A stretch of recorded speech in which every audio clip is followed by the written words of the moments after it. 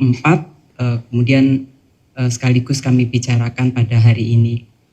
Nah, yang terkait dengan proses penanganan perkara yang tadi pagi banyak diberitakan oleh media, Dewan Pers tentu meminta kita masing-masing lembaga ya Pak, sebagai lembaga penegak hukum terkait penanganan perkara, kalau memang ya ada bukti-bukti yang cukup bahwa kasus tersebut terkait dengan tindak pidana, maka ini adalah kewenangan penuh dari Kejaksaan Agung untuk menindaklanjuti prosesnya. Dewan Pers tentu tidak ingin menjadi lembaga yang cawe-cawe terhadap proses hukum.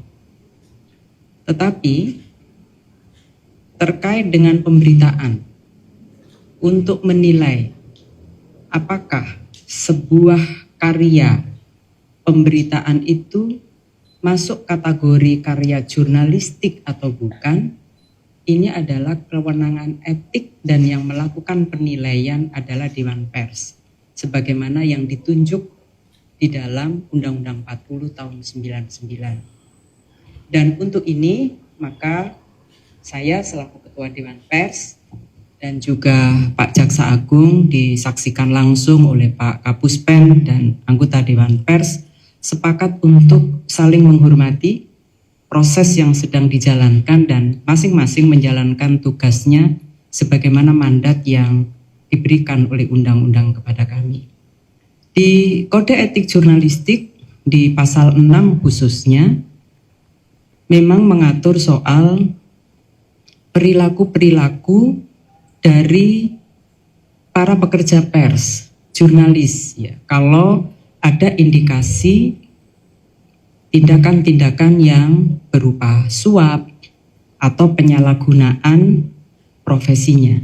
Ada pengaturan di dalam kode etik dan itu masuk ranah wilayah etik di pasal 6 dan pasal 8. Kami Dewan Pers tentu akan menilai dua hal.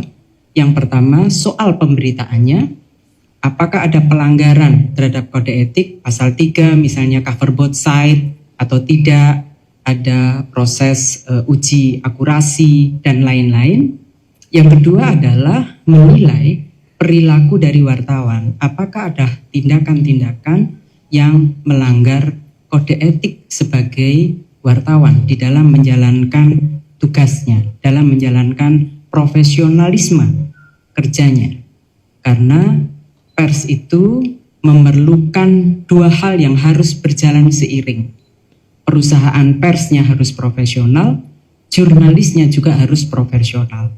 Artinya bekerja secara demokratis, bekerja tidak mencampur adukkan antara opini dengan fakta, menggunakan standar moral yang tinggi, nggak minta-minta duit, nggak nyuap, dan menggunakan azas praduga tidak bersalah.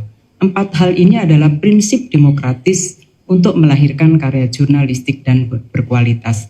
Dan untuk ini, Dewan Pers punya kewajiban untuk menjaga dan menilai, punya hak untuk menilai.